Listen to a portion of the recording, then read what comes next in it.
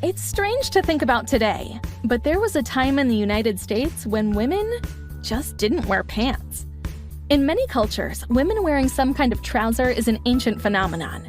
But in the United States, there was a time when women were expected to limit their options to skirts and dresses, especially out in public.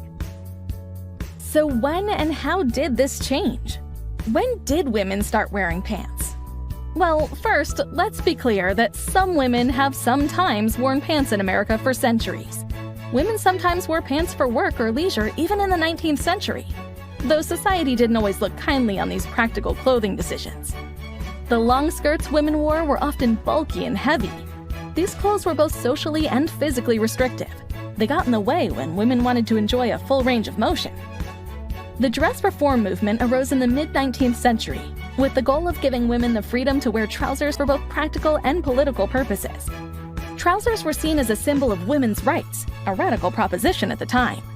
It was around 1851 that a woman named Elizabeth Smith Miller designed an outfit that would become iconic among believers in the concept of what was called rational dress for women. It consisted of a skirt and loose trousers with a short jacket on top.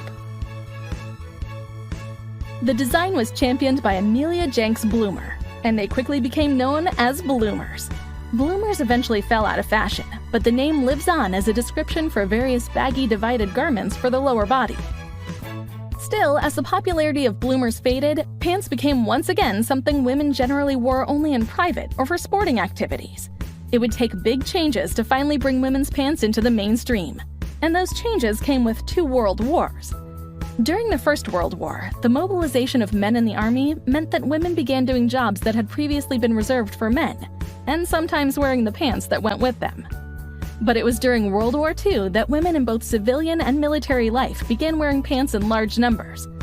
Not just for work, but socially too. It's hard to imagine Rosie the Riveter wearing a skirt below that famous raised bicep.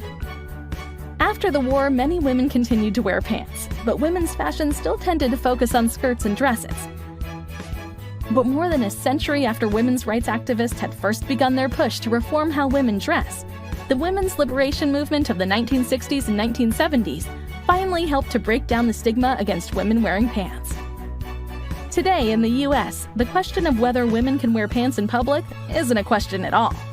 Which means we're free to move on to the next frontier of gendered fashion, making it socially acceptable for men to wear dresses.